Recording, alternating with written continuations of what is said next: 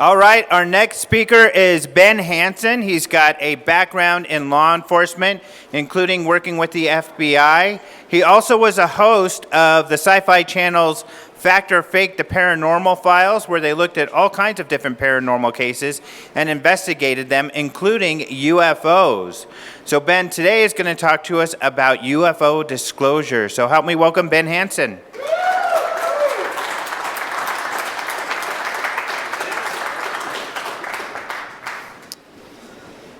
Okay, thank you. I'm going to pre-apologize here because I had a lot going on these last couple of weeks leading up to the conference. So I put the final touches on this PowerPoint just a couple minutes ago. So we hope it works. It's going to be a lot of kind of discussion, and you're going to see a lot of video today, so I hope you don't fall asleep. What I've been doing recently in the past year, we have this Sunday, actually tomorrow I think, there's a new show on the Smithsonian of all places. Smithsonian channel is airing a show called UFOs Declassified. And I was helping co-produce, consulting produce that as well as on camera as a host. So if you have Smithsonian channel, you might want to check into that. The other thing that I've been doing is helping out researching videos and photos for the Huffington Post. Many of you probably know Lee Spiegel, a reporter for the Huffington Post. He calls me up about every day, but about every other week, he'll call me with a case to look into something. So we kind of got into the subject of the past year where, very interestingly, we have interviews by talk show host Jimmy Kimmel. And he was interviewing, first of all, he interviewed President Clinton, former president, about the subjects of UFOs and aliens. Now, how many of you were here last year at this conference? A few of you. Oh, good, not many. Good, new stuff. I'm going to recap kind of what I did towards the end of my lecture last year, and then we're going to bring in this other interview that Jimmy Kimmel did this past March with President Obama. Okay? Really interesting stuff because most of the news media just glanced right over it. And my background in law enforcement, I investigated child sex crimes primarily. So I interviewed thousands of victims and perpetrators. I was lied to on a daily basis, both within my career and a few relationships. So I got pretty good at detecting, I believe, where someone is being stressful or deceptive. So we're going to get into the nitty-gritty, minuscule details of how do we determine through communication when someone's being stressful or not, okay, or possibly deceptive. Well, when it comes to the U.S. presidents, I'm not going to go back in time and go over what every president knows. There's people like Grant Cameron and Stephen Bassett and those who know far more about what each president has disclosed than I do. I'm going to focus on just the most recent ones and try to bring you up to date on what might be happening.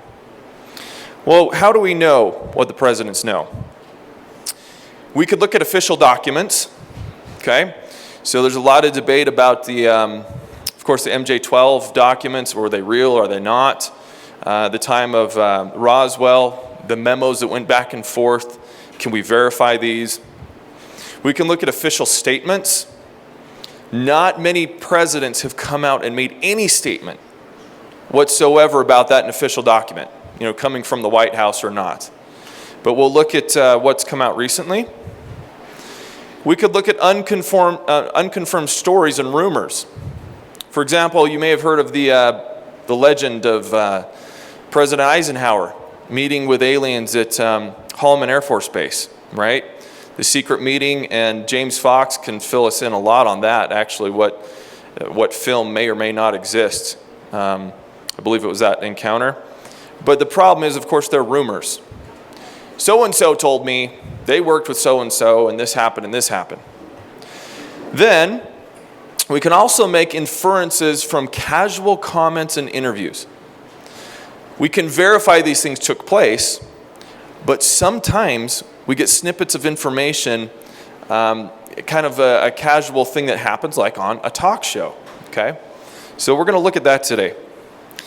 Now, when I conduct a forensic interview, ideally, okay, we're going to sit that person down and we're going to separate the witnesses, okay, to try and avoid contamination.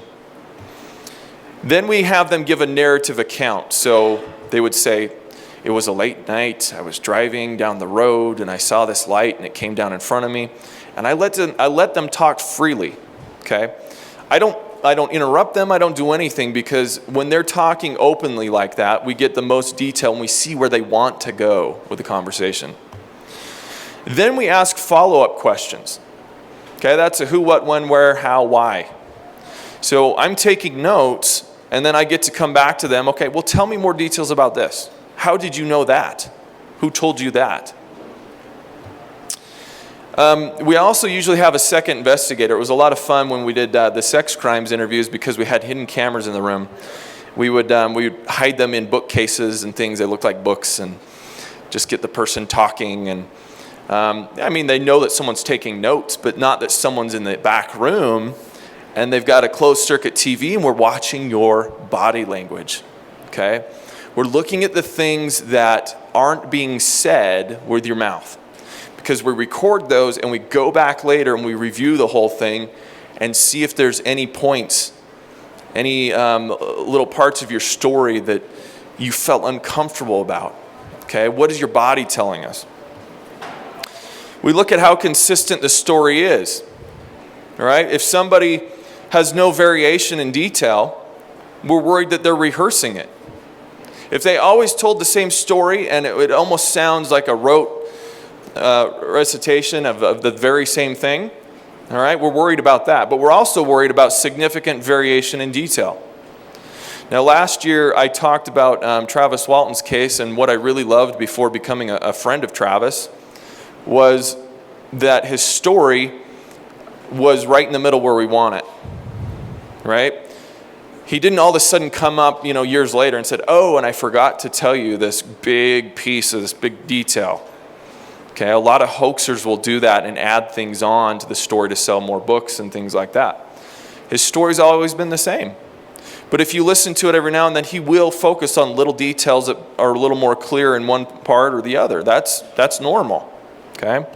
Truth tellers don't have the luxury of being able to change the past. The truth is the truth. If someone is telling you something, they might actually get angry, okay, unless they're faking it. They might get angry that you're pushing them on it, but they're not going to try and manipulate you emotionally. Oh, come on, you know me, I'm honest, I go to church every week, I this, I that. They focus on the facts because they can't change the facts, all right? But one of the scariest things about telling lies is that the best lies contain mostly truth.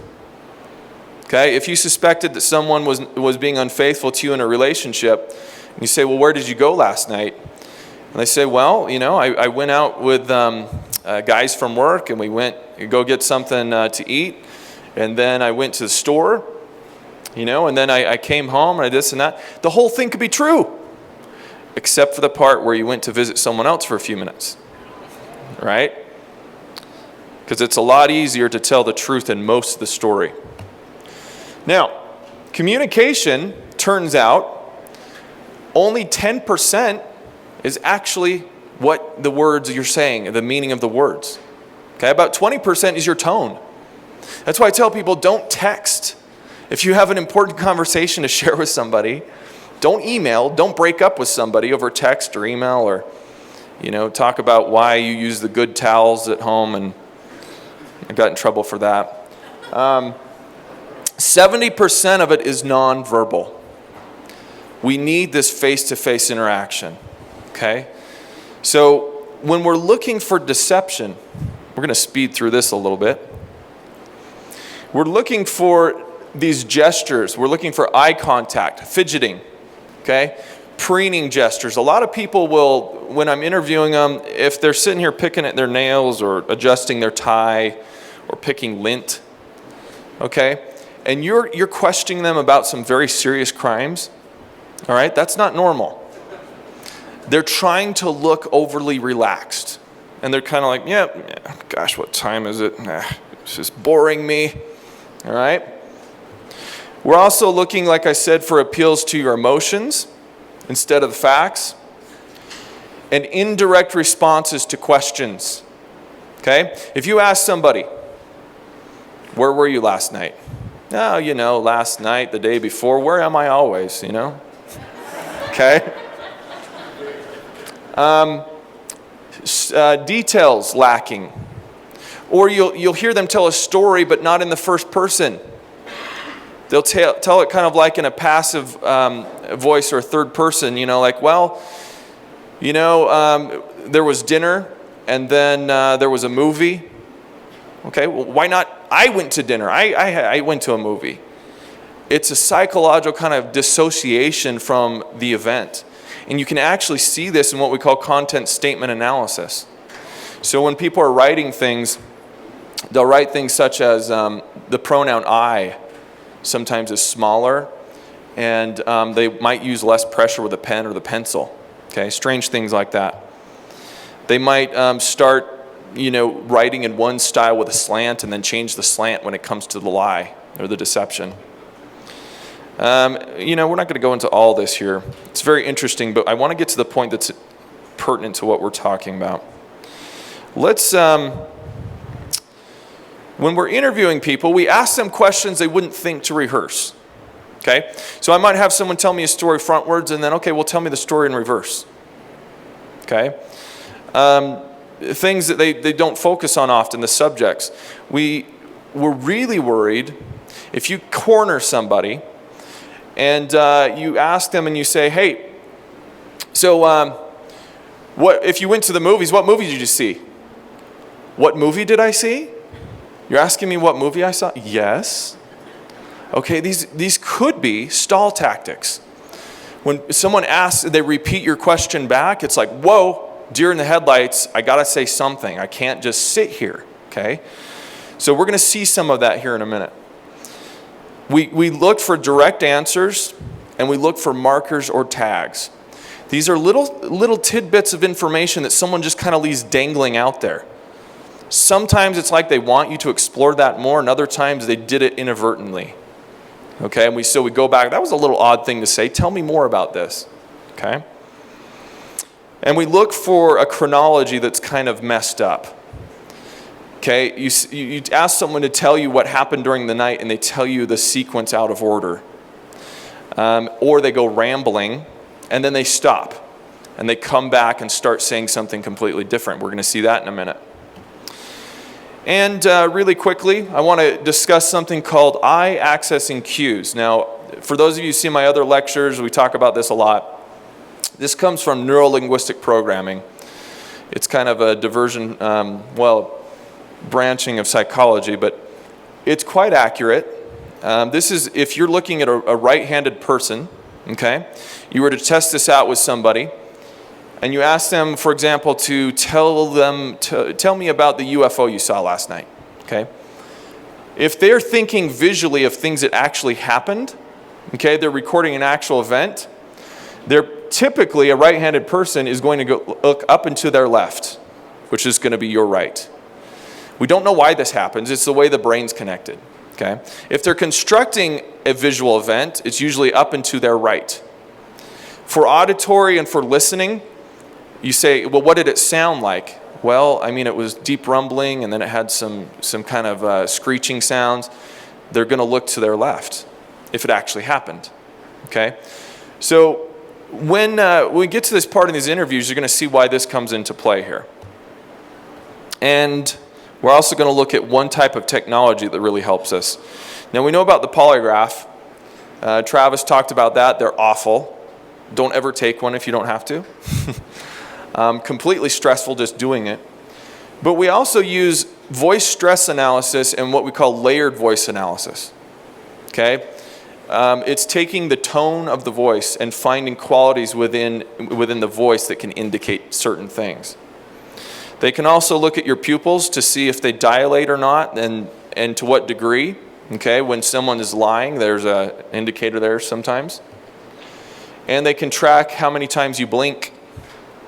Okay, and where your eyes and where they go. And here's the scary thing. They can also take a infrared laser and shine it right at your carotid artery and count how many your pulse from your artery. Supposedly this is happening at some border patrols in other countries. I don't know.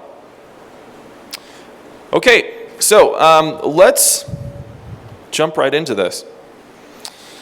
April 2nd, 2014, Jimmy Kimmel invites President Clinton onto the show, former President Clinton, okay? So most of the interview, it was like quite lengthy. I think it was over a half an hour. There were 2 minutes and about 50 seconds where Jimmy Kimmel suddenly starts talking about UFOs and aliens, okay? How many people saw this? Anybody? A few of you, okay. Well, the rest of you are going to find this probably just as interesting. Now, look at when Jimmy says, now the thing that happened with this is that Lee Spiegel called me up from the Huffington Post. He said, tonight, this was on a Wednesday, I think, Jimmy Kimmel came on and said he's going to ask President Clinton about UFOs. So President Clinton had forewarning, okay? And there's some people who argue that they have all the questions laid out for them. You know, some people say, of course, you don't interview a president or former president without them getting all the questions beforehand. So he knew. Then 2 days, I think it was 2 or 3 days later, he comes onto the show and knows he's going to be asked about this. So that's important, okay? Because the stress should be less when you're not, sidelined with something. Well, he's talking to him about cheese and his favorite things about being president. And President Clinton's arms and his gestures are big, and he's laughing. He goes to a commercial break. And as he goes to a break, Jimmy Kimmel says, when I come back, I'm going to talk to you about UFOs. Okay? Suddenly, he throws his head back. Now, if you guys want to see any of this, the whole video is up on YouTube. It's quite lengthy. We're not going to show the whole thing. But just search Bill Clinton, Jimmy Kimmel, UFO analysis. Okay? It'll come up. So he thinks it's hysterical. All of a sudden, Clinton throws his head back, slaps his knees, like, oh, UFOs. Okay, he's really excited about this. Well, as soon as he comes back from commercial break, you're going to see a much different Bill Clinton. He had his hands were gesturing. All of a sudden, he grips both hands onto the side of the chair, and he's going to not look quite as relaxed. I think that's the part that's coming up that we're going to see right here, if we can get this to play. Hello, we're back. Manny Pacquiao's on the way. President Bill Clinton is here with us. So if I was president, and I won't be, let's be honest, the first thing I would do after putting my hand on that Bible and taking that oath to serve the country is I wouldn't even probably finish the oath. I would run to the White House. I'd demand to see all the classified files on the UFOs. Because I want to know. I'd want to know what has been going on. Did you do that? Sort of. Sort of. The first thing we observe is that Bill is intently focused on Kimmel, who just a moment ago had him laughing about cheese, and again when he said he was going to ask about UFO files, but now Clinton is quite serious. Kimmel makes fun of himself, saying he'd never be able to be president, and Clinton doesn't bat an eye. Instead, we see him swallow several times, press his lips together, and move his tongue around in the inside of his cheek a few times. Increased swallowing can be an indicator of stress, either from anticipation of being caught in deception or nervousness about the interview process in general. The tongue against the inside of the cheek is often associated with thinking and uncertainty. One other interpretation is that it can sometimes indicate contempt, a sort of satisfaction that someone feels when they deceive another. Known as duper's delight, the feeling expressed is similar to the secret pleasure someone gets when duping or deceiving someone. Personally, I'd go with the first interpretation in this case. There's too little information at this point to indicate deception, but it does appear that he's starting to lose confidence. Okay, so you're going to see a lot of video of me talking. I said it the best I can say it on the video, so it's kind of better that we watch the clips and you don't fall asleep than listening to me. But I do have to add some disclosures that are in the video. I am not an expert in nonverbal communication, okay? I have used it quite a bit. I think I know a little bit more than the average person. but I have not done my own research. I haven't written books. What I've done is collected what other people, okay, have said on these different types of things that we're going to see here, and brought it to you with my interpretation, okay? So, he says, did you look into it? And he says, sort of, okay? And you start to see these jaw clenching. You start to see him pressing his lips together and a change here. What does it mean? Well, we don't know yet. But as Jimmy Kimmel asks him about Roswell, okay, you're going to start to see the chronology of events kind of get mixed up here. Now, he's told this story a few times on a few different shows.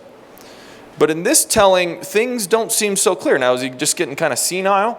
Or what's going on? You're going to see him also add a few strange details to the story. Don't seem to make sense. Yeah, we had, I think it was at the beginning of my second term, we had the anniversary of Roswell. You waited that long? I did. Wow. Well, I didn't. And then there's also Area 51. You remember there was a great sci-fi movie where there was an alien kept deep under the ground in Area 51? So first I had people go look at the records on Area 51 to make sure there was no alien down there. Did you catch that? Not many people notice that right after he answers Kimmel in the affirmative, he slips in a complete denial. You waited that long? I did. Wow. Well, I didn't. And then Now we have three interesting flags in one sentence. Clinton starts by stuttering, offers a complete contradictory statement to his previous one, and then backs out of the dead-end alley by changing subjects completely.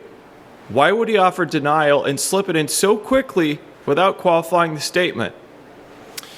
Okay, so what we call the dead-end alley is someone who starts talking about a subject like he did. Well, yeah, see, there's Area 51, and, the reason that people, wear these special clothes is because they test things there, and they have to put them on an hour. What are you talking about?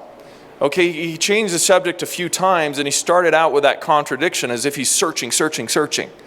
Now, I've watched a lot of interviews from Clinton. This is typical for him to ramble, okay?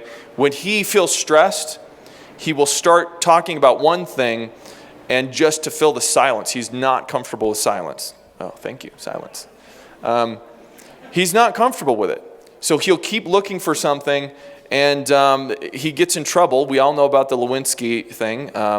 He's not a great liar. Most people are not great liars. Okay, now I'm not saying he's lying at this point. Let's look at something else. Okay, so I'm only taking kind of the best parts of the interview.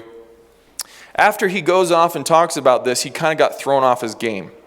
Okay, so he kind of digs his way out, and in a moment, Clinton starts talking about, well, he's like, I wouldn't be surprised if we find life on other worlds because, they're finding now thousands and millions of stars that each have their solar systems, and he starts getting comfortable again and gesturing with both hands. Okay, now what that means is when people are nervous, if you go to the dentist, most of us will lock our legs, we'll cross our legs and kind of tighten everything together. Okay, when you're being questioned about something and you're worried that your hands are going to give you away, a lot of people grab their own wrist. Okay, or they'll hold on to something like the chair, which is what he was doing. He was only gesturing with one hand as opposed to both hands when he's comfortable. Okay, so Jimmy would make a great lawyer because after he goes on this long discussion about, there's, millions of planets and this and that, so I wouldn't be surprised if we find something, Jimmy throws him a curveball, and you'll see him go right back into something very strange. that they might be able to support some form of life. So it makes it increasingly less likely that we're alone. Oh, you're trying to give me a hint that there are aliens. No, I'm trying to tell you I don't know. Oh. Let's play that again for those who missed it, because it's pretty subtle, but it's definitely present and quite remarkable. I bet Clinton probably didn't even know he did it. It happened rather instinctually before he caught himself and began talking. Watch again. This time look for signs of incongruence. Oh, you're trying to give me a hint that there are aliens. No. Did you catch it? I almost couldn't believe it when I first saw what Clinton did. He nods his head yes. He actually nods his head yes in response to Kimmel's question. You're trying to give me a hint that there are aliens. Clinton immediately nods yes and then quickly says no. And the jaw clenching has returned. Well, there's one other thing I want to point out, an even more subtle reaction, because some of the best indicators of tension are the most difficult to spot. Take a look at Clinton's left hand. As we already discussed, lack of hand gesturing can be an indicator of stress. His hands are back on the arms of the chair, completely motionless, until here. Oh, you're trying to give me a hint that there are aliens. A very convenient time to have a nerve twitch. When Kimmel says are, that there are aliens, the fingers on the left hand clench and slightly retract. It's almost as if he was shocked by the idea that Kimmel may think he's hiding the truth. All right, so I know some of you, and look, I'm not trying to convince you to my side, okay? I could be wrong. I've been wrong many times. This is one interpretation, all right? But if you think my interpretation is being hypercritical, you haven't read anything about body language. If you look into Dr. Eckhart, who was the consultant for the TV show Lie to Me, if you've seen that, he invented or coined the phrase micro-expressions, okay? They're looking at the tiny, minuscule little parts of your mouth that might raise up your eyebrow or something in milliseconds, okay? And they've found that this can be pretty accurate. So for me, looking at a twitch, at a hand twitch, one hand twitch could be nothing, okay? A jaw clench, nothing. But when you start putting this stuff all together, it paints a picture, okay? So I also had this analyzed. Now, this was not put on the video. What you're going to see here is an Israeli company who has a layered voice analysis technology. When I was on Fact or Fake, we would send them things, and they would analyze the audio for us. The thing with this is, it's on the show, they dumbed it down to like an 8th grade level. And I told them, don't do that, don't. But when we would have interviews and they'd play them back, and on the screen it would say deception, deception, deception. That's not how this works, okay? There's a couple dozen different points that are measured. But for the average viewer, they're like, just give us the bottom line. What does it say? Okay. Well, here you're going to kind of see it. So here's the interview, and you'll see that it points out, kind of verifies in the same areas I was saying were interesting. You're going to see what the technology says. We're back. Manny Pacquiao's on the way. President Bill Clinton is here with us. So if I was president, and I won't be, let's be honest, the first thing I would do after putting my hand on that Bible and taking that oath to serve the country is I wouldn't even probably finish the oath. I would run to the White House. I demand to see all the classified files on the UFOs. Because I want to know. I'd want to know what has been going on. Did you do that? Sort of. Sort of. Yeah, we had, I think it was at the beginning of my second term, we had the anniversary of Roswell. You waited that long? I did. Wow. Well, I didn't. And then there's also Area 51. You remember there was a great sci-fi movie where there was an alien kept deep under the ground in Area 51? So first I had people go look at the records on Area 51 to make sure there was no alien down there. And people thought that because everybody who works there has to stop about an hour away and put on special clothing and then drive in and out. And that's because a lot of our stealth technology is made there. We know that now, but there are no aliens there. So then when the Roswell thing came up, I knew we'd get, gazillions of letters. So I had all the Roswell papers reviewed, everything. If you saw that there were aliens there, would you tell us? Yeah. You would? Okay, we're not going to watch the whole thing, but it's only 2 minutes and 50 seconds. You can go watch the whole analysis online, and it's just so interesting to me. He's like, would you tell us, if you knew? And he's like, yep, I would. But there's just so many incongruencies. Okay, the same thing when we saw him, nod his head yes, was not congruent with what he was saying, was no. Okay? So let's move on to Obama, because this is where I want to spend most of my time now. This is all new stuff as of just, this past spring. So President Obama was actually invited, I believe, in November of 2014. He had to cancel for some reason and comes back on the show in March, okay? Now this was really interesting because the day before he was interviewed, the LA Times did a story, and they put it out there and said, will Jimmy Kimmel ask President Obama about UFOs?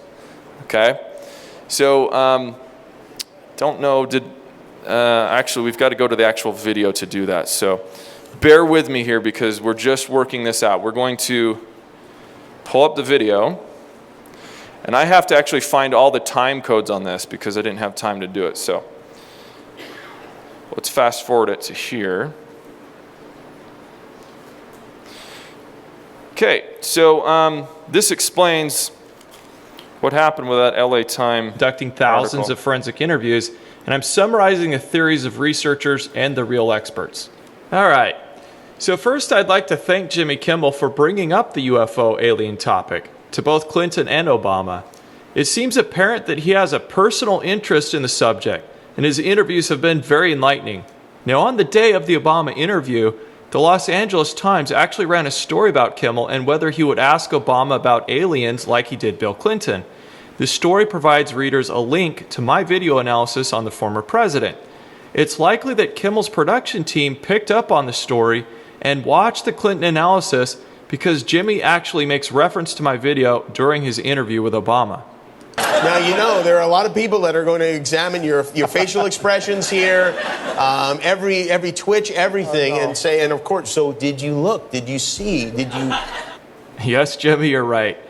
I am going to examine the facial expressions and every twitch.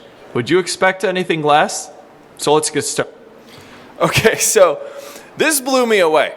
Okay, I knew President Obama was going to be on the Jimmy Kimmel show because I live in Southern California and they closed every major freeway going to LA. And I'm like, okay, the president's in town. I had no idea that the LA Times had run a story, but people start emailing me the next day. Like, when are you going to analyze what Obama said? What are you talking about? So I heard and I went on the web and I watched Jimmy Kimmel referencing my video. And I know it's my video because no one else did an analysis on this, okay, of the Bill Clinton. So he's talking to the president about my analysis of Jimmy Kimmel or of Bill Clinton and kind of poking and jabbing like, yeah, these geeks that sit in their, room and analyze everything, they're going to do it with you too, you know that. And he's like, yeah, I do. Okay, so here they're talking about that video, and I felt compelled, I was like, if no one does it, if I don't do this, no one will do it. I was getting married in like 2 months, okay? And I told my fiance, I was like, I'm sorry.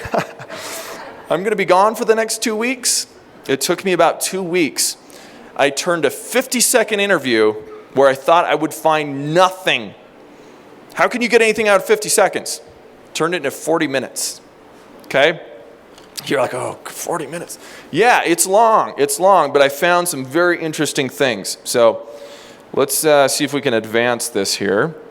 First thing we're going to look at is Obama's style of interviewing. How does he sit?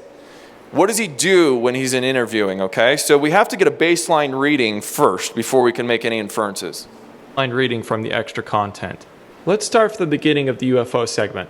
You're going to see President Obama sitting with his legs crossed, much in the same manner that Bill Clinton was sitting, but Clinton liked to grip the arms of the chair.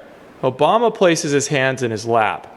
Now, while it looks like the same upholstery as from the Clinton interview, Jimmy has done some remodeling, because this is more of a love seat, so he doesn't have the option of putting his hands on the chair. Now, sitting with his legs crossed and hands in his lap is fairly common with Obama when he's being interviewed. The amount of his hand gesturing comes into play later on. But something that you'll notice right off is that Obama intently listens with his mouth open. So this is something I feel like, if I was the president, and it's unlikely that that is ever going to happen. You never know. If I was the president... It was unlikely that I was going to be president. The moment I was inaugurated, My hand would just, it'd still be hot from touching the Bible, and I would immediately race to wherever they have the files about Area 51 and the UFOs, and I go through everything to find out what happened. Right. Did you do that? So what does it mean when someone listens with their mouth open? President Clinton did it a bit too in his interview. Here's some interpretations of what it can mean. A gaping mouth can indicate shock at what's being said or observed. It can mean the person is deep in thought. It can indicate general anxiety. Or it can simply be they have a nasal obstruction that requires them to get more air through the mouth. In fact, studies show that 85% of mouth breathing is an adaptation to overcome a nasal obstruction. When people breathe through their mouth, the main function is to provide their lungs more air. If you take a look at other parts of the interview and other interviews that Obama has given, you'll see that he quite frequently listens with his mouth open, including during conversations and topics where he should be relaxed. So it follows that he probably has an airway restriction, right? I mean, if you ask the First Lady, I wouldn't be surprised if we learned that the president has snoring issues. Taking this into consideration, I was about to dismiss the open mouth as immaterial to our focus. That was until I discovered something very interesting. Okay, so mouth breathing. I'm like 50 seconds worth. I got to look at everything he's doing, but this turned out to be something that was quite interesting. So he does, and I probably looked at 2 or 3 dozen different interviews of President Clinton just to make sure I had a good base reading, okay? So the sitting, President Clinton usually gestures with both hands. President Obama sits with his legs crossed and his hands in his lap mostly. He doesn't gesture as much, okay? But he listens with his mouth open, and I was able to pick out something else here that we wouldn't be able to see if we didn't have high-definition television. Thanks to the wonders of high-definition television, my attention was drawn to something you can't normally measure from a TV interview: a person's rate of breathing. Normal breathing rates for an adult average between 12 to 16 breaths per minute. Anything above 20 breaths per minute is considered elevated and labeled with a medical term, tachypnea. More than 24 breaths per minute is considered a very serious condition. Basically, if our oxygen level is low or carbon dioxide level is high, our body is instructed to breathe more often. People experience an increased breathing rate for a few different reasons. Besides attributing it to exercise, since we can see the president didn't just go for a jog, their body could be responding to stress, pain, anger, or experiencing a panic attack. Let's have a look at Kimmel sets up the UFO question, and let's see if we can take a breathing rate measurement. We lose some resolution as we zoom in, but if you can look somewhere near the lapel and tie mic, you can quite easily see the chest rising and falling. Pay attention to the shallowness of the breathing as well. My hand would just, it'd still be hot from touching the Bible, and I would immediately race to wherever they have the files about Area 51 and the UFOs, and I go through everything to find out what happened. Right. Did you do that? If you do the math at 10 breaths in 14 seconds, that works out to be an average of 42 breaths per minute. 42 breaths per minute! Certainly this can't be the case. People would end up hyperventilating if they stayed at that rate for more than a few minutes. Wouldn't we have noticed his voice giving out as if he was running out of air? Yet he sounds normal. Well, that's the point when it comes to some forms of stress breathing. The body doesn't need the oxygen yet. It only thinks that it does because it's engaging in a physiological preparation for a fight or flight response. When polygraph tests are administered, a pneumograph is used to measure breathing patterns. Moderate changes in rate or depth of breathing can indicate a stress level increase. Questions are asked with some delay between each one, but changes in breathing can swing almost instantaneously and then settle back to a normal rhythm within very short amounts of time. While I hardly believe that President Obama was experiencing a panic attack, I do consider the very real possibility that his breathing spiked to an incredible rate for a brief period because he was uncomfortable with the next line of questioning. All right. So I did take into consideration that President Obama is a prolific smoker, right? Even smokers, though, if you went around breathing that quickly all the time, you would be in serious trouble. So what I think this is just like I said, if you're taking a polygraph or something, physiologically, in the moment, okay, where you're anticipating the stress, you start to breathe quicker, okay, and then it can slow back down. And in the video, we take a look at other parts where he's relaxed, and even if you took half of those breaths, and you're like, okay, we're not going to count those ones that didn't look like a breath. If you took even half of them, okay, 21 breaths a minute, that's still highly elevated, and it's a medical condition, all right? So put that away for now. Think about that, and let's move on. Let's look at how Obama views the UFO subject. All right, see if we can, there we go, pull up the time code. Could we, is it hot in here too? You want to turn the heat, is everyone okay? You still got your coats on. Okay, we'll just leave it then. All right, let's look at how Obama views the UFO subject historically, because it becomes very important here. And how he uses humor. Now, President Obama, whether you like him or not, I tried to keep this very apolitical, all right, very neutral. I don't think anyone can say that I was, trying to make any public agenda or statement about our president. But if you kind of look at how he communicates, you'll see that he uses humor, and that's why a lot of people say that he's very charismatic. Okay, he uses humor to get out of things. He uses humor to, break the ice. And here you're going to see him use it possibly in what we call a deflection, a verbal deflection. Faux segment.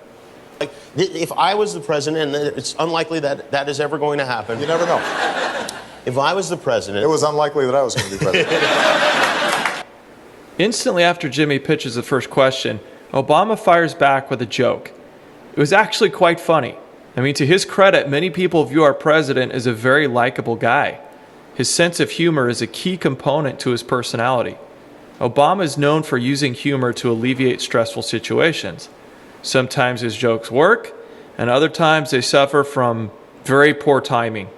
Remember, guys, this is a talk show, and the primary purpose is entertainment, so a joke here seems very natural. However, it's also important to see how far he goes with his joke and how he's treated this subject in the past. Obama makes 3 or 4 joke statements here. Each one interrupts, delays, and deflects Kimmel's original question. Kimmel first says it's unlikely that he would ever be president. Then Obama interrupts and says, you never know, it was unlikely that I was going to be president. Then Jimmy asks a question about looking into the files. The moment I was inaugurated, my hand would it'd still be hot from touching the Bible, and I would immediately race to wherever they have the files about Area 51 and the UFOs, and I go through everything to find out what happened. Right. Did you do that? That's why you will not be president. Because that's the first thing that you would do. There we have joke number 2. He also had some stuttering in the response, but we'll come back to that. Obama is left sitting there, knowing very clearly that he hasn't answered the question. Since Kimmel continues laughing, but doesn't move on from the subject, Obama throws in a third funny comment. The aliens won't let it happen. You reveal all their secrets. They exercise strict control over us. Now, This is good material. So let's examine first why humor might be used in a stressful situation. Okay, so a lot of people kind of point out that Obama, that weird statement he makes about control. They exercise strict control. They won't allow this to happen. He's kind of laughing about it. I know that Alejandro feels pretty strongly that perhaps this whole interview was just kind of a joke to him.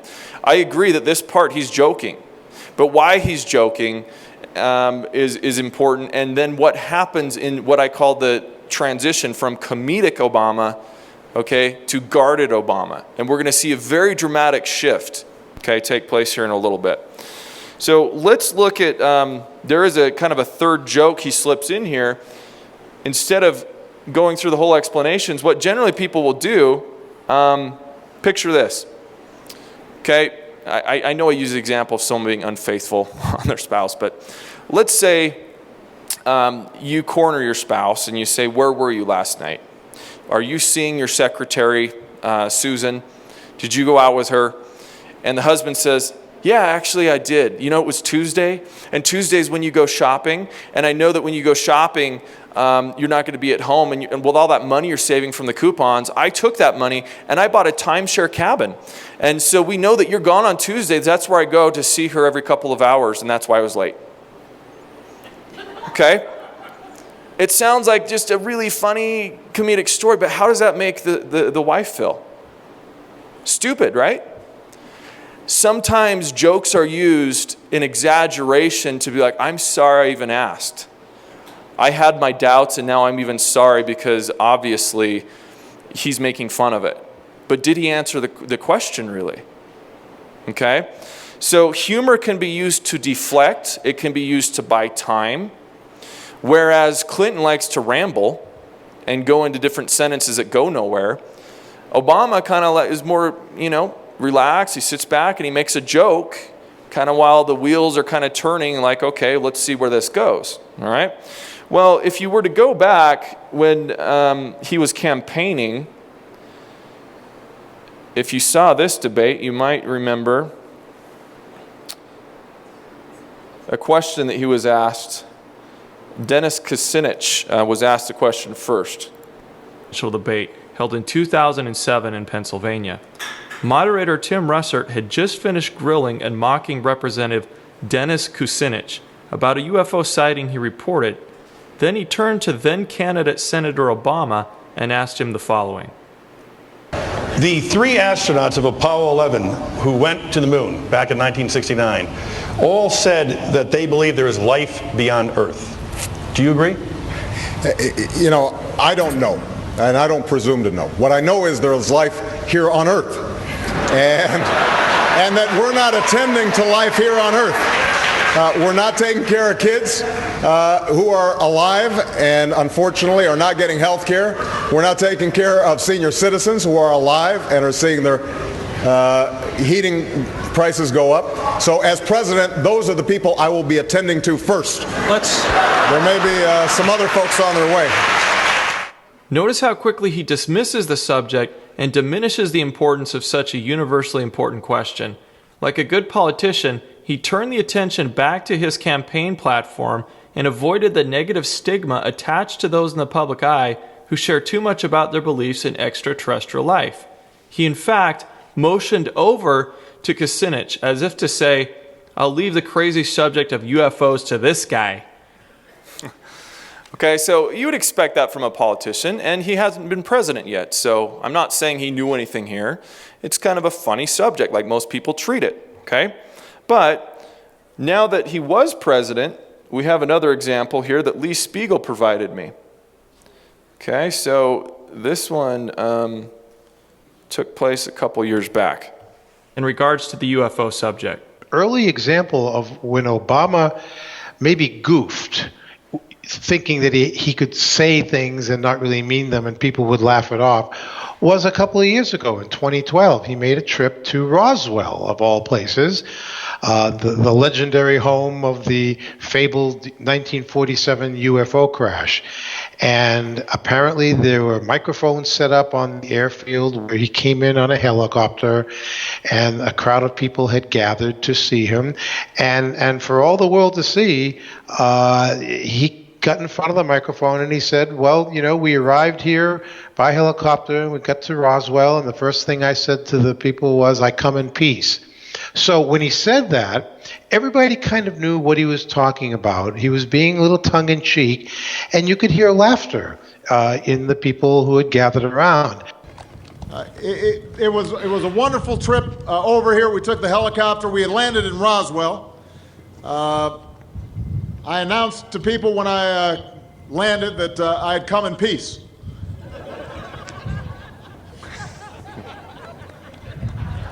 Let me tell you, there are more 9- and 10-year-old boys around the country. When I meet them, they ask me, have you been to Roswell?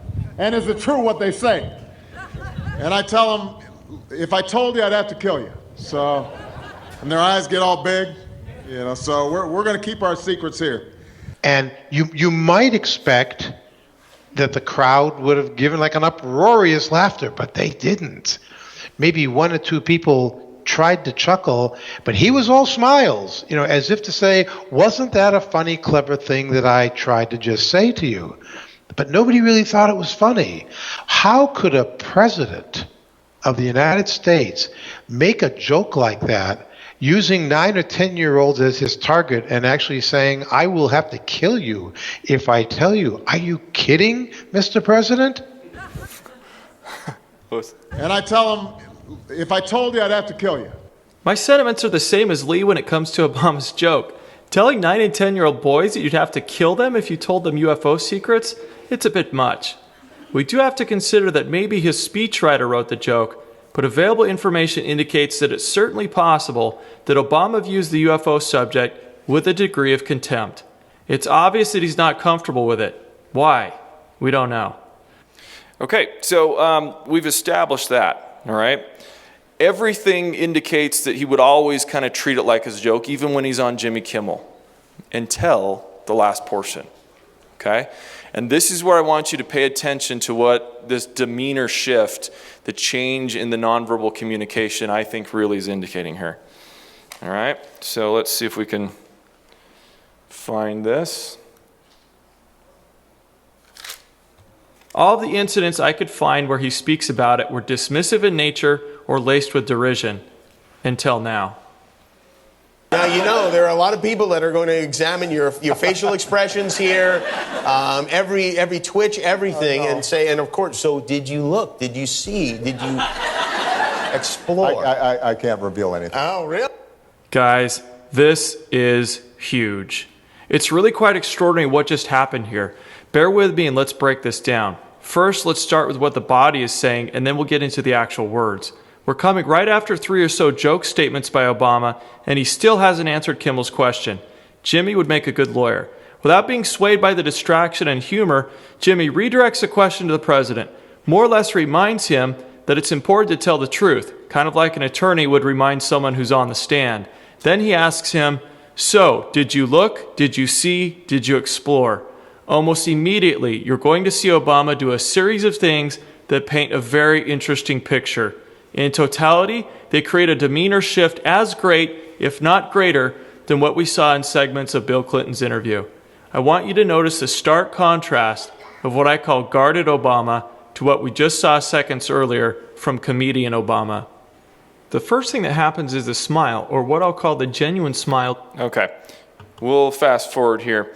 So he does have a smile the whole time, and you can tell when someone's genuinely happy because the corners of their mouth typically go up, and their eyes, okay? You'll see the crinkles around the eyes when someone's really happy. Now, I think most of the interview, he was indicating genuine happiness. He was having a great time until you get to this demeanor shift, okay? And you're going to see him do a series of things all in a row. One of those was he starts looking, when he answered, he closed his eyes and looked down into his right. Okay? Now for left-handed people, and Obama is left-handed, it's reversed. So if you see here, down into his right would be checking out his feelings, okay? It's kind of like something very emotional, he's thinking about it. But if you flip that around, being left-handed, most likely he's having an internal dialogue.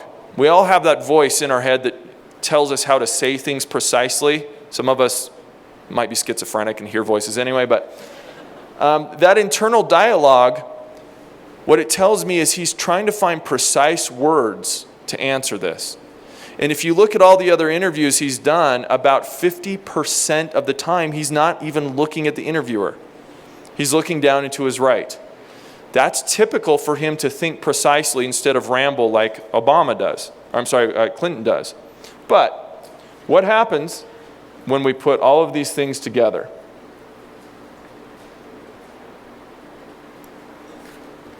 Eyes has no significance to the question that Kimmel just asked? No, it doesn't make the eye contact concern irrelevant. However, I'm far more interested that Obama literally shuts his eyes to this whole discussion, not once but twice in less than 2 seconds. These are long closures, longer than the average blink of 3 to 4/10 of a second. And he hasn't even answered yet. When a person rubs, covers, or closes their eyes for longer than a blink, this can indicate that they're trying to keep out certain unpleasant auditory or visual cues. We do it symbolically to protect the mind from experiencing or reliving an undesirable or threatening thought. Do you remember that Bill Clinton did nearly exactly the same thing when he was asked similar questions by Kimmel? But what's most interesting isn't just the closing of the eyes. All of this is accompanied by a hard swallow, a flexing of the jaw, a head turn away from Jimmy, and shaking the head no as he stutters and says, I can't reveal anything. And of course, so did you look? Did you see? Did you explore? I can't reveal anything. Oh, really? Obama makes the no head shake with a stutter, similar to a guy who just told his buddies he can't join them on a fishing trip because his wife told him he needs to clean the garage. Okay. Now, the final part of this is when Jimmy redirects and he says, oh, really? Now, think about that phrase, I can't reveal anything, okay? Because we've got about 15 minutes here, but this really is huge, okay? When he says, oh, really, he gives sort of a similar response, but he tries to back out of this with another typical joke. Doesn't mean much of anything. One swallow doesn't mean the person is stressed, just like one flex of the jaw. But when it's combined with a drastic demeanor shift, elevated breathing, verbal deflections, and averting the eyes all right before he finally answers, the emerging pattern starts to tell us an interesting story. I think Jimmy sensed this too, because before he moves on, he jumps in one more time. Oh, really? Because President Clinton said he did go right in, and he did check, and there was nothing. Well, you know, that's what we're instructed to say. All right. Okay. So you watched the whole 50-second interview, and you've only seen a part of the analysis. But let's talk about that phrase, I can't reveal anything. Is that an actual denial? Okay. The news would have you think it was. If you were to look at even on the website, the YouTube website here, President Obama denies knowledge of aliens. It was all over NBC, CBS, all of the major news outlets that he denied knowledge. There is no actual denial here. Okay? He didn't deny that he was briefed about it. He didn't deny that he had information. He didn't deny that he asked. The only denial is, I'm not going to provide you what I know or the efforts that I may have made. Okay? So wouldn't it be funny if somebody had, let's say the White House had come out and years ago they had said, we have no information that indicates there's extraterrestrial presence that's contacted us and no verified information that there's life on other worlds. White House official statement. Wouldn't that be weird if then Obama comes out and says when he's asked about it, I can't reveal anything? That'd be a strange thing to say. Well, that's exactly what happened. If you know about Stephen Bassett and the Disclosure Project, I think it was 2011 or 10, it's here in the video, they did a petition, okay, and had enough people sign the petition for the White House website, and the White House came out and made a statement exactly saying, we don't have any information, verified information, the government is not covering up anything, and there's no evidence that we've made contact. So why would the president from his own administration then come back and say, I can't reveal anything? It sounds a little bit strange, okay? So let's look at one other puzzle piece here involving a special consultant to the president named John Podesta. All right, and we'll have my friend Bryce Zabel explain this connection here. Disclosure, which looks at hypothetical scenarios in a post-UFO disclosure world. Well, let's start off, Ben, by explaining that John Podesta is not just your average guy. This is a man who was Bill Clinton's chief of staff during his last term in office. He's a man who Barack Obama picked to be the leader of his transition team and who came aboard in the last year of this Obama administration as a senior advisor. He's left the Obama administration in order to work on the Clinton campaign, the Hillary Clinton campaign. So he's a man who's a deep Washington insider. And what makes him very interesting is that on his last day as an Obama senior advisor, he tweeted the top 10 things that he remembered about his last year. And the top of the top 10 was his regret at failing to achieve UFO disclosure. Now, a lot of people said, well, okay, that's a joke. But it's not a joke if you know anything about John Podesta. He is a man who has aggressively sought UFO secrecy being ended. He did this as recently as originally in 2002, when he went before the National Press Club. And I just want to read you what John Podesta said. He told the National Press Club in 2002, after having been Bill Clinton's chief of staff, quote, "It's time to find out what the truth really is that's out there. We ought to do it really because it's right. We ought to do it, quite frankly, because the American people can handle the truth. And we ought to do it because it's the law." This is a man who knows what he's talking about. And what he's been talking about consistently since 2002 has been UFO disclosure. So he leaves the White House a month ago with a tweet that basically says, my biggest regret of the last year has been not achieving UFO disclosure. And to me, that raises one really big question. If you regret not having achieved it, and the one guy that you're working for is the President of the United States, I presume that means you talked to him about it. I'd like to know what Obama said. I'd like to know if it's a coincidence that Obama's on a show like Jimmy Kimmel talking about it right now. I'd like to know what was said between these two men on this issue that's not a joke, but is an important issue that faces our country. I've got questions. They might have answers. So is it beyond the realm of possibility that during that full year, at some point Podesta encouraged Obama or was sent on errands for him to secure that disclosure? Furthermore, if he tried, why wasn't he able to achieve his goal? Was the president not interested? Or did the president support him in his efforts and he too was unsuccessful? Where were the roadblocks? These kind of public statements, whether it's on Twitter or a late night talk show, they're not made in a vacuum. So very interesting timing. Okay, he spent a whole year on Obama's team as a special advisor, and within weeks after he makes that tweet, he leaves Obama working for him, and he makes a tweet that says, my biggest regret, well, on his last day working, my biggest regret is not achieving UFO disclosure.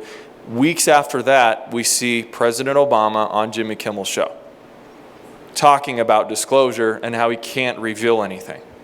Okay? So that doesn't stop there. We, see if I can pull this back over. John Podesta has been kind of busy. He's a big X-Files fan, which I'm excited about that coming back. But this just happened in September, okay? John Podesta, an interview was done by an actress, Lena Dunham. She interviewed candidate Hillary Clinton. After the interview, John Podesta tweets her this: "Great interview, Lena, but Lena, ask her about aliens next time." Do you think, with as much hot water as Hillary's been in lately, with keeping stories straight, emails classified, and everything else, do you think she would allow someone like John Podesta to run her campaign if she thought he was a loose cannon, and they would go around making statements like this and still keep doing it? You know, I find it very difficult to believe that he is just doing this on his own with no oversight and keeps doing it if she didn't want that. So she was interviewed just on Thursday night on Kimmel. And I thought about tweeting Jimmy Kimmel and saying, please don't ask her about UFOs. I'm too busy right now. I don't have time to do an analysis. But he didn't. He didn't. There were a lot of people waiting, and Stephen Bassett had a campaign to try and tweet him and tell Kimmel, ask her about UFOs. I think it could be coming, maybe later in a later interview during this campaign, or if she were to become president, he will ask her. We've reached out to Jimmy Kimmel. We've asked his producers for an interview with Lee Spiegel to see why. Is this an interest of his? Or did these presidents ask Kimmel to ask them the question? Okay, that's another possibility. Well, a lot of people believe that as elected officials, U.S. presidents aren't given information about UFOs because their term is temporary. They're in 4 or 8 years, they're gone. They also use things to their advantage. And I do believe every U.S. president wants to be that president. They want to be the disclosure president. All right? So if they are given information, if they wanted to disclose it, but the powers that be didn't want them to, how would they go about stopping it? What's that? Snipe him? Okay. Sure. I mean, JFK, there's that conspiracy there that could have been one of the reasons. Someone else over here?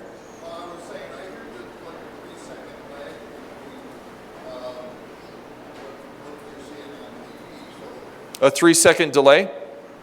You said a 3-second lag between what you're seeing on TV? Oh, sure. Sure, I mean, if it were in a talk show setting, for sure. Or if he came out in the Oval Office and I have a special thing to say, and they could do that. Anyone else? Yes?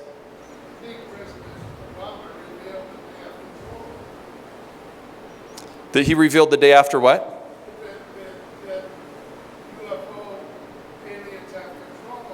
Oh, when he made that, yeah. He said they have, some people think that joke was not a joke. Well, they exercise strict control over us. They wouldn't allow that to happen. As he's I've had people say, look where he's looking. He's looking off stage as if there's someone sitting in the crowd, and he's kind of like poking a little jab at them. I can't talk, but I'm going to acknowledge you're here. I mean, that's pure conjecture, but interesting. Would they withhold information from him? Yes.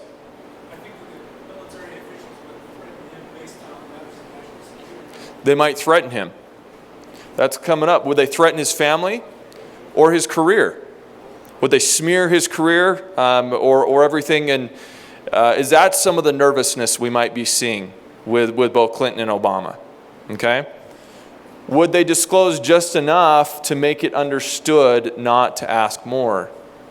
Now, my final conclusion with Clinton was, I don't know at all if he knows anything.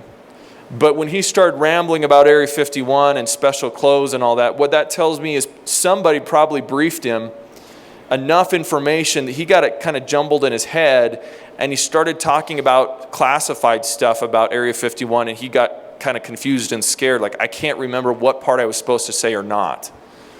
Okay, so I don't know that he knows. I don't know that Obama knows anything. But both of them indicated high levels of stress and aversion to the topic. In my opinion, I think they've been told, don't look any further. At least that you can't talk about this any further. Well, what kind of political leverage would it take for disclosure to happen? You know? And why should they tell?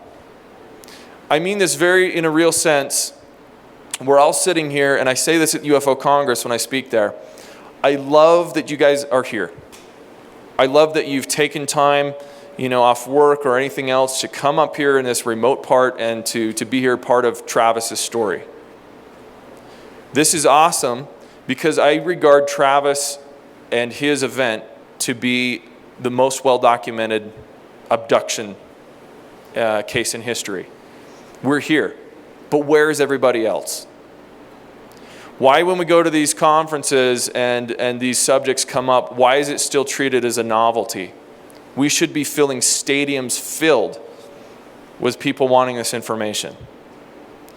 I think if you look at the social changes that have happened in the last couple of years, major social changes for good or for bad, they came about because millions of people had a voice that was loud enough to say, you've got to do something about this. We demand it. We don't have that leverage. So I kind of have a pessimistic view on this, that even if the presidents have information until more people demand it, I don't know that we will have disclosure. Who's going to make them? What do they gain by it? You know? So I do think that it might take several major public encounters before the public kind of demands something. This happened in the 50s. It kind of spurred Project Blue Book to look into things and say, like, we're doing something about this. It might take something like that again, because it's like war. War happens in another part of the world. We're concerned. We talk about it. We talk about disasters affecting people. But after a few days or a few weeks, we forget. And unless it's on your doorstep and affecting your daily life, I don't think it's going to get the emotional traction it needs to get people to change. So I'm not calling for a movement or anything like that. I'm just spelling out what I think, and I think it's interesting. I think it's interesting what we're seeing play out here, and at least we've got a few presidents talking about it. So maybe it's going somewhere. So I could take maybe 2 questions. Anyone have questions? Yes. Right here? Oh, do you have a mic? Oh, good. Okay.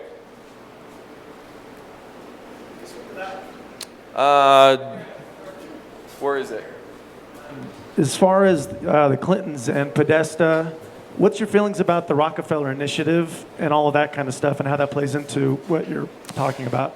Yeah, the Rockefeller Initiative, I think he was referring to this here.